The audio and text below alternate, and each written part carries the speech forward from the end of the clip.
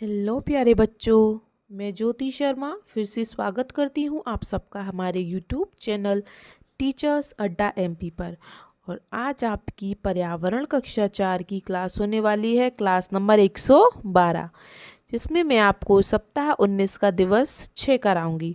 और दिवस 6 में बेटा हम क्या करते हैं, जो दिवस 1 से लेके 5 तक कार्य करते हैं वही क्वेश्चंस हमारे दिवस 6 में आते हैं, जिससे हमारा उन सब का रिवीजन हो सके कि हमने कितना पढ़ा है, कितना हमें याद है या याद नहीं है।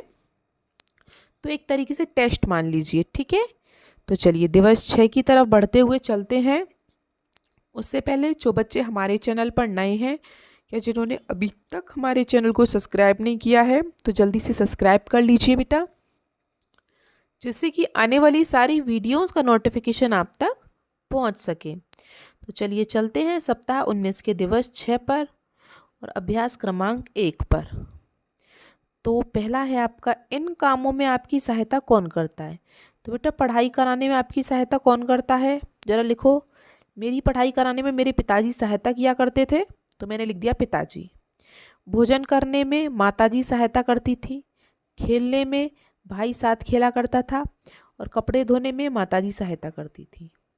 तो ऐसे ही आपको लिखना है कि आपकी पढ़ाई में कौन मदद करता है, भोजन करने में कौन मदद करता है, खेलने में कौन मदद करता है, कपड़े धोने में कौन मदद करता है।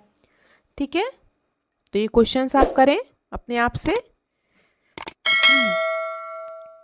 चलिए अब हम चलते हैं अभ्यास क्रमांक 2 पर। अभ्यास क्रमांक 1 तो बहुत इजी था।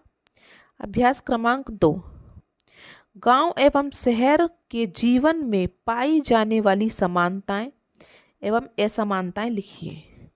तो बेटा गांव और जो शहर का जीवन होता है हमारा, जैसे गांव के लोग का जीवन सादा होता है, ठीक है, और शहर के लोगों का जीवन काफ़ी हाई फाई होता है। तो ये पूछ रहा है कि उसमें क्या समानताएं हैं और क्या असमानताएं हैं। तो बेटा समानताएं क्या क्या हैं गांव और शहर में। समानताएं मतलब क्या समान चीज़ें हैं। तो बेटा गांव और शहर के लोगों की ज़्यादातर भाषा एक जैसी होती है, ठीक है। भाषा तो हमारी एक ही है, हिंदी। तो भाषा हमारी एक जैसी होती है। हमारा धर्म एक जैसा होता है। जैसे हम हिंदू हैं तो हमारे घरों में पूजा पाठ कथा हवन ऐसे होता है। तो शहर के लोग हों चाहे गांव के लोग हों, उनके घर में भी पूजा पाठ होता है, कथा हवन होता है।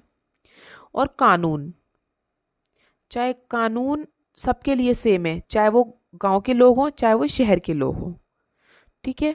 तो समान क्या क्या है गांव और शहर के जीवन में। भाषा, धर्म और कानून। और असमान क्या क्या है। असमान मतलब जो मिलता जुलता नहीं है। तो पहली चीज घर। गांव के घर छोटे छोटे कच्चे कच्चे होते हैं और शहर के घर काफ़ी बिल्डिंग्स बनी होती हैं, बड़े बड़े मकान होते हैं। दूसरा उनका रहन सहन। गांव के लोग बेचारे सादा सिंपल कपड़े पहनते हैं, सिंपल तरीके से रहते हैं। खाना पीना उनका सिंपल होता है। लेकिन गांव के लोगों का शहर के लोगों का क्या है, आजकल घर में खाना बनाने का मन नहीं है तो बाहर खाना खा के आ रहे हैं। आजकल के शहर के बच्चे पिज़्ज़ा बर्गर खा रहे हैं, उनको घर के खाने से मतलब ही नहीं है। उनके रहना सहना अलग है, उनके कपड़े अलग हैं, लड़कियों के कपड़े अलग हैं, लड़कों के अलग हैं, सब सब हाई फाई है, ठीक है। तीसरी चीज़ सड़कें। गांव की सड़कें एकदम कच्ची होती हैं और शहर की सड़कें आप देखे होंगे आप, एकदम चिकनी होती हैं बिल्कुल, ठीक है। तो काफ़ी असमानताएं हैं गांव और शहर के जीवन में, ठीक है। तो आप ये सब लिख सकते हैं, गांव और शहर के जीवन में क्या क्या समानताएं हैं और क्या क्या असमानताएं हैं। समानताएं मतलब मिलती जुलती, जैसे हमारा भाषा है, हमारा धर्म है, हमारा कानून है, हमारे संस्कार हैं, ये सब समानताएं हैं। और असमानताएं मतलब घरों में फ़र्क है, सड़कों में फ़र्क है, हमारे रहने सहने में फ़र्क है गांव में और शहरों में, ठीक है। चलिए तो अभ्यास क्रमांक 2 भी हो गया। तो अब चलते हैं अभ्यास क्रमांक 3 पर। नंदिता के मामा मामी को दूसरी जगह जाने पर कौन कौन सी समस्याओं का सामना करना पड़ सकता था। तो बेटा उन्हें पहला तो उन्हें अपना घर ही छोड़ना पड़ता, ठीक है। फिर उन्हें अपने बच्चों की पढ़ाई पर असर पड़ता, उनकी बच्चों की जो पढ़ाई है उन्हें स्कूल छुड़वाना पड़ता, दूसरे स्कूल में दाखिला दिलाना पड़ता। तो काफ़ी असर होता है, काफ़ी समस्याएं होती हैं। चलिए अभ्यास क्रमांक 4 पर चलते हैं। ऊंची बिल्डिंग में ऊपर चढ़ने के लिए कौन से साधन का उपयोग किया जाता है?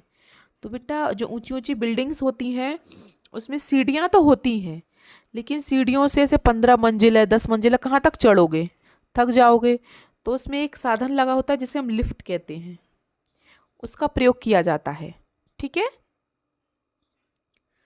चलिए, तो ये भी बहुत इजी क्वेश्चन है, लिफ्ट लिखना है इसमें सिर्फ आपको। अब हम आगे चलते हैं क्वेश्चन नंबर 5 पर।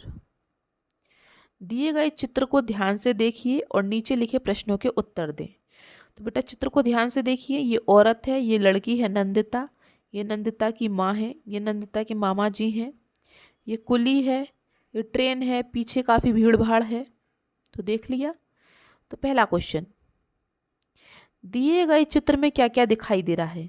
तो दिए गए चित्र बेटा मैंने जैसे बताया, रेल है, ये बेंच है, यहाँ पे भीड़ भाड़ है व्यक्तियों की। ठीक है, तो लिख लीजिए आप ये सब।